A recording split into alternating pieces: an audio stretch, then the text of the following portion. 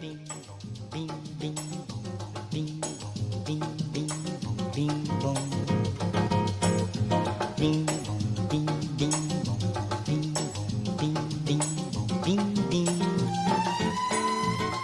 só isso, meu baião, e não tem mais nada não.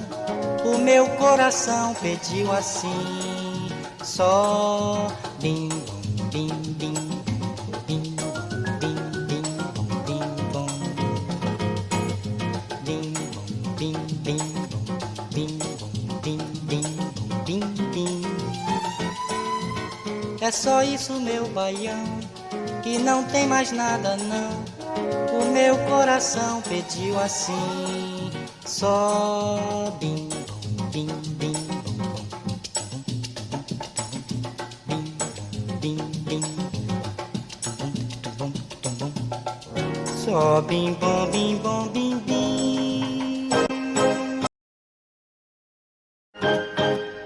bim bim bim bim bim bim bim bom, bim bim bim bim bim bim bim bim. É só isso, meu baião, e não tem mais nada não. O meu coração pediu assim, só bim bim bim bim bim bim bim bom, bim bim bim bim bim bim bim bim. É só isso, meu baião, e não tem mais nada não. O meu coração pediu assim, só bim bim bim bim bim, só bim bom bim bom bim bim, bim bim bim bim bim bim bim bom, bim bim bim bim bim bim bim bim. É só isso, meu baião, e não tem mais nada não. O meu coração pediu assim, só bim bim bim bim bim bim bim bim bim bim bim bim bim bim. Halo, kami dari kelompok 2 Operation Management dan kami akan membuat vlog ke pusat digital printing di mana di tempat itu memproduksi beberapa jenis buku, terus Al-Quran, pokoknya produk-produk print. Nah, perkenalkan dulu dari tim kami. Yang pertama ada saya, Anjis Apriana. Saya Febrianus David. Saya Muhammad Farhan Arik Pramanda. Dan saya Farhan Fajar Sidik. Nah, dan satu lagi ada videografer kami, Farel Novelian, dan editor kami, Jahan Fairuz. Bing bing bing bing bing bing bing bing. Oke, jadi kita udah sama karyawan dari Pusat Digital Printing dan kita mau nanya-nanya sedikit nih tentang tokonya. Kira-kira Mas, tokonya ini udah berdiri dari kapan ya? Dari tahun depan, baru bulan 10 kemarin. Oh, berarti belum lama ya? Oke, nah Mas, kan kalau kita lihat di sekitar sini itu semuanya itu kan kebanyakan toko digital printing, toko sablon. Nah, kenapa sih juga milih di tempat ini gitu? Padahal kan banyak tempat lain yang mungkin sepi, bisa jadi opsi buat milih tempat biar nggak banyak saingan. Kenapa milih di sini gitu? Soalnya di sini udah gimana ya? Kalau dibilang kalau ini kan sebenarnya ini cabang dari depan sama yang samping gitu. Cuman namanya diubah lagi. Kalau yang di depan kan namanya global. Nah, yang di sekarang ini best printing namanya. Jadi secara nggak langsung ini buat nambah pelanggan ya, tapi dengan cara lain, dengan cara memperbanyak cabang, tapi masih di bawah satu pimpinan berarti ya. Oke, Mas mau nanya lagi nih ke pertanyaan selanjutnya. Kalau di cabang sini, kira-kira sistem pemesanannya tuh ada apa aja? Bisa online, Gojek, Gosen bisa. Oh, berarti kita bisa secara online dan datang langsung ya kalau offline. Nah, kira-kira kalau misalnya kita pesen ya Mas, apakah semuanya itu bisa jadi di hari yang sama atau ada beberapa yang mungkin butuh waktu lebih lama? Paling itu tergantung pesanan sama waktu pembikinan. Oke. Oke, nah Mas kan kalau di sini kan kelihatan ya tulisannya juga digital printing, terus produk-produknya yang dihasilkan juga spanduk, bendera, stiker, stand banner, poster dan lain-lain yang mungkin udah tertera di sini. Tapi ada nggak sih misalnya kayak customer yang minta printnya aneh-aneh tapi bisa gitu di sini? Ada nggak yang pernah print aneh gitu? Beda dari yang ada tertera di sini mungkin? Selama di sini belum masih Mas. Belum pernah ya? Iya, sesuai yang diajuin aja gitu. Oh iya, oke. Nah, terus untuk operasionalnya gimana sih? Apa jalannya produksi di sini? Susunan krunya tuh atau pegawainya tuh ada kerjanya sendiri masing-masing nggak? Ada yang mungkin cuma nerima WA, apa ada yang cuma bertugas ngeprint, ada yang ngerapihin, gimana tuh Mas? Kalau di sini ya kalau bisa semuanya bisa gitu. Misalnya kalau pengen jadi operator bisa juga, jadi operator mesin di belakang bisa juga. Berarti nggak ada job desk atau pekerjaan yang tetap buat satu pegawai lah ya? Oke, Mas, ke pertanyaan selanjutnya. Di pusat digital printing ini menyediakan jasa layanan atau produksi apa aja sih? Banyak kayak bikin spanduk, banner, printing, kopi, ya kayak bikin lanyar. Ya pokoknya berbasis print lah gitu. Oh, oke. Berarti di sini kalau nggak salah di sini juga Al-Qur'an bisa atau gimana? Oh, bisa. Yasin gitu-gitu bisa ya, Mas, berarti. Oh, oke. Terus sama terakhir nih, Mas. Kalau dari customer, mereka bisa request desain atau desainnya dari mereka kalau misalnya mau cetak logo atau poster gitu. Bisa Kak. Soalnya di sini tergantung customer.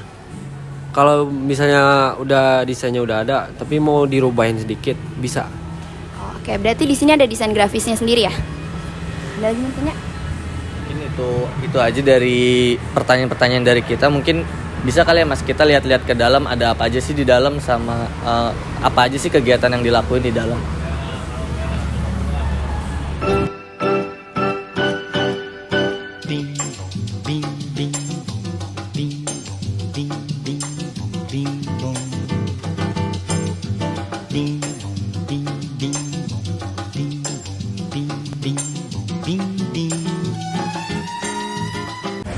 Si Bang ini mau ngeprint gimana ya Bang? Mau ngeprint poster?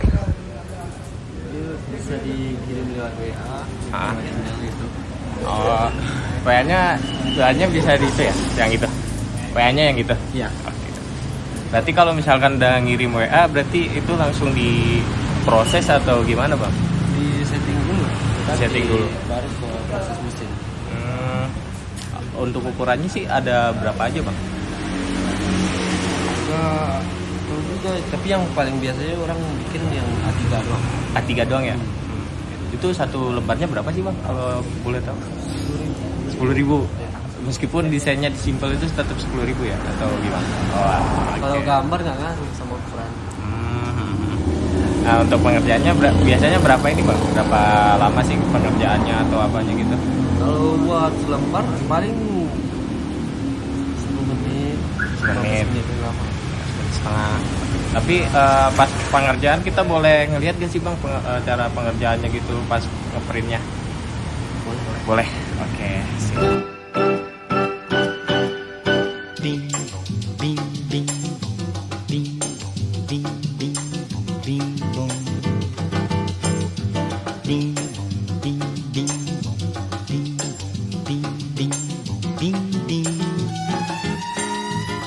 É só isso, meu baião, e não tem mais nada não. O meu coração pediu assim.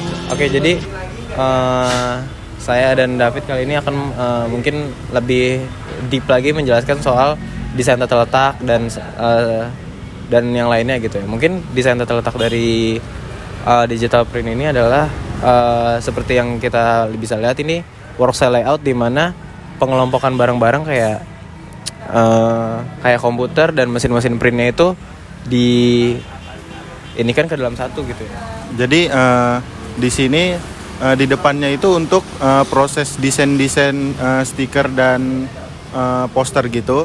Nah, untuk pencetakannya berada di ruangan belakang itu khusus untuk mesin-mesin ya printer untuk mencetak poster gitu. Oke.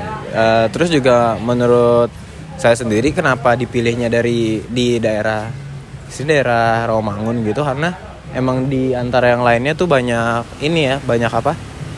Banyak digital print juga, jadi mungkin bisalah dia bersaing dengan digital print yang lain gitu. Oke, untuk selanjutnya pembahasan tentang desain, bagaimana desainannya dibikin gitu. Jadi desain ini dibikin, cara desainnya adalah dari produksi kita sendiri. Jadi dari requestan kita sendiri maksudnya. Jadi kita mendesain untuk misalkan poster kita sendiri, baru nanti kita akan request ke pegawainya yang ada di sini kayak gitu. Nah, terus penempatan tempat toko printer ini cukup bagus gitu. Karena di sekitarnya ada SMK, ada rumah sakit, ada kampus juga, yang dimana instansi ini membutuhkan jasa-jasa printer seperti ini untuk mengkampanyekan mungkin ada kegiatan atau apa begitu. Oke, mungkin next pembahasan soal apa mungkin? Proses quality control. Oke, proses quality controlnya juga di sini seperti yang udah bisa dilihat tadi, quality controlnya di kontrol oleh pegawainya sendiri ya gitu. Jadi nanti setelah perintannya selesai, itu posternya selesai, nanti dicek dulu apakah bagus atau enggak, seperti itu. Oke, mungkin itu aja. Satu lagi ada penjadwalan produksinya. Jadi untuk penjadwalan produksi itu dari pelanggan datang ke tempat, lalu kalau udah ada desain atau mau didesain ulang gitu, atau minta revisian, lalu pengerjaannya nggak nyampe sehari, jadi dia cepat gitu. Nah ini jadi untuk dadakan, kalau teman-teman datang buat memakai jasa printer ini dadakan, itu sangat disarankan, nggak apa-apa. Oke, jadi mungkin itu aja ya. Makasih.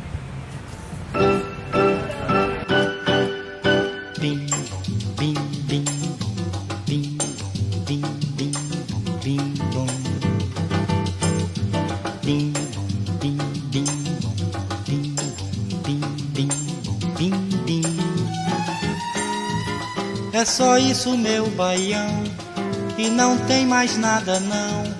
O meu coração pediu assim, só bim bim bim bim bim bim bim bom, bim bim bim bim bim bim bim bim. É só isso, meu baião, e não tem mais nada não.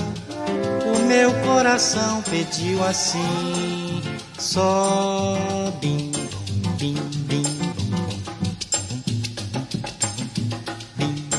bim bim. Kalau kita lihat di sekitar sini itu semuanya itu kan kebanyakan toko digital printing, toko sablon. Nah, kenapa sih juga milih di tempat ini gitu? Padahal kan banyak tempat lain yang mungkin sepi, bisa jadi opsi buat milih tempat biar nggak banyak saingan.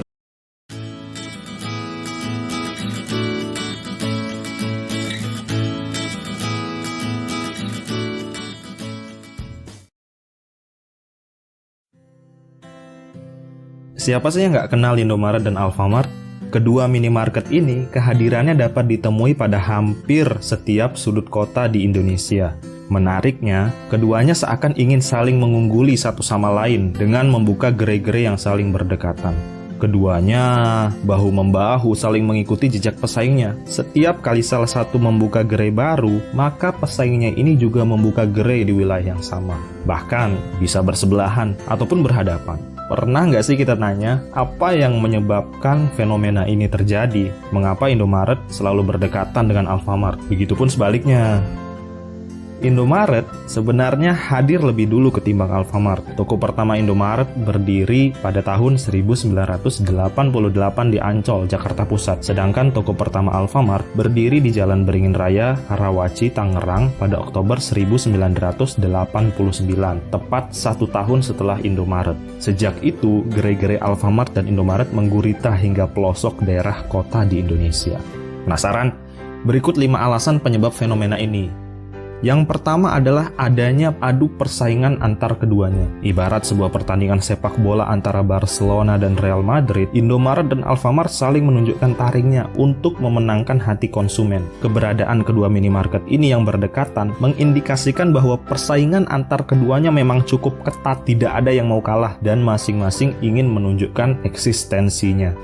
Alasan kedua yaitu bahwa Indomaret dan Alfamart membidik pasar yang lebih luas. Di mana ada pembeli, maka di situ ada penjual. Hal ini tentu saja tidak dilewatkan oleh Indomaret maupun Alfamart. Membidik pasar yang lebih luas tentu menjadi strategi marketing yang diluncurkan oleh keduanya. Walaupun pasar yang harus mereka jangkau adalah pasar yang sama dan di wilayah yang sama.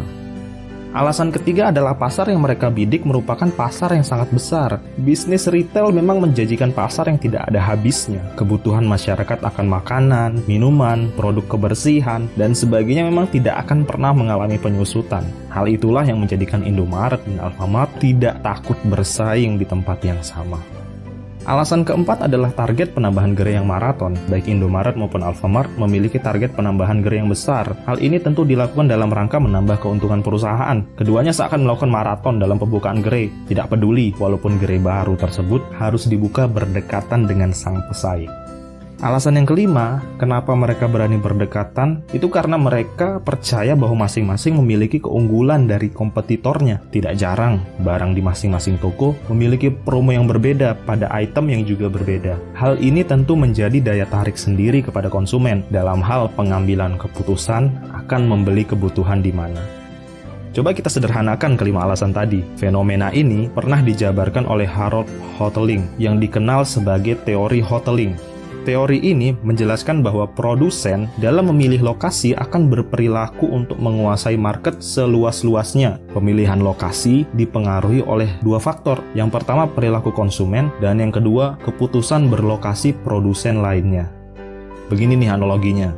Kita ibaratkan ini adalah sebuah lapangan. Terdapat seorang pedagang, sebut saja Cilok Kang Asep. Di hari pertama, dia berjualan sendirian. Jadi bisa dikatakan dia adalah penguasa pasar dari pengunjung lapangan tersebut. Di mana Kang Asep akan meletakkan gerobak ciloknya agar benar-benar menguasai lapangan tersebut? Oh ya jelas, di tengah-tengah lapangan. Itu adalah lokasi paling strategis dan setiap pengunjung pasti dapat menjangkau lokasi tersebut. Kita asumsikan pendapatan Kang Asep adalah 100% dari pelanggan di hari tersebut. Kemudian di hari kedua, datanglah pedagang cilok lain, sebut saja Cilok Kang Bandi. Tentu Kang Bandi akan menjadi pesaing Kang Asep. Kang Asep dipaksa membagi pelanggannya kepada Kang Bandi. Di manakah Kang Bandi akan meletakkan gerobaknya? Pertimbangannya begini, jika Kang Bandi meletakkan gerobaknya di sisi barat lapangan, dia akan mendapatkan 25% dari pelanggan.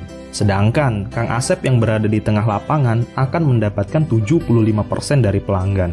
Kang Bandi ini berhasil meraup 25% pasarnya Kang Asep. Tapi pada kondisi ini, Kang Asep lebih untung dong. Bagaimana cara Kang Bandi supaya menambah pemasukannya? Dia akan pindah ke titik equilibrium atau titik keseimbangan. Di mana lokasi tersebut? Betul, Kang Bandi akan memindahkan gerobaknya ke tengah lapangan, pas berdekatan, bersebelahan dengan gerobak milik Kang Asep. Dia memiliki keyakinan bahwa cilok yang dijualnya itu lebih enak. Dengan kondisi ini, maka seluruh calon pembeli di lapangan tersebut dipaksa memilih di mana dia akan membeli cilok. Persentase keuntungan Kang Asep dan Kang Bandi menjadi seimbang, yaitu 50-50 atau 50% berbanding 50%. Sekarang tinggal bagaimana masing-masing dari mereka mengolah ciloknya supaya lebih enak, dikasih cilok es krim mungkin, atau apalah dibuat promo-promo tertentu. Cerita persaingan Kang Asep dan Kang Bandi dalam menjual cilok inilah yang bisa jadi menggambarkan persaingan antara Indomaret dan Alfamart yang lokasinya selalu berdekatan. Mereka tidak mau kalah satu sama lain. Mereka membidik pasar yang sama, menjual barang-barang yang sama, karena mereka memiliki keyakinan bahwa mereka punya sesuatu yang lebih baik dibanding kompetitornya. Kalau kalian, kira-kira lebih suka belanja di mana? Indomaret atau Alfamart? Komen di bawah ya. Nah, tadi teman-teman telah menyaksikan vlog singkat kami tentang industri digital printing. Nah, dari yang telah kita amati, operasi manajemen yang ada di industri digital printing di sekitar Rawamangun atau di Jalan Balai Pustaka, mereka memiliki banyak cabang di bawah satu kepemimpinan. Gunanya adalah untuk memperbanyak pasar dan menggapai target konsumen sebanyak-banyaknya. Mereka juga menggunakan teori atau mereka juga sama layaknya Indomaret dan Alfamart yang selalu berdekatan dan berdampingan. Begitu juga dengan toko-toko digital printing yang ada di Jalan Balai Pustaka. Di sana terdapat banyak toko digital printing yang berdekatan, akan tetapi tetap memiliki atau mendapatkan konsumennya masing-masing. Nah, semoga teman-teman yang telah menyaksikan dan ibu pengampu mata kuliah yaitu Ibu Titis dapat memahami vlog dan presentasi kita yang sedikit ini dengan sebaik-baiknya. Terima kasih telah menyaksikan. Assalamualaikum warahmatullahi wabarakatuh.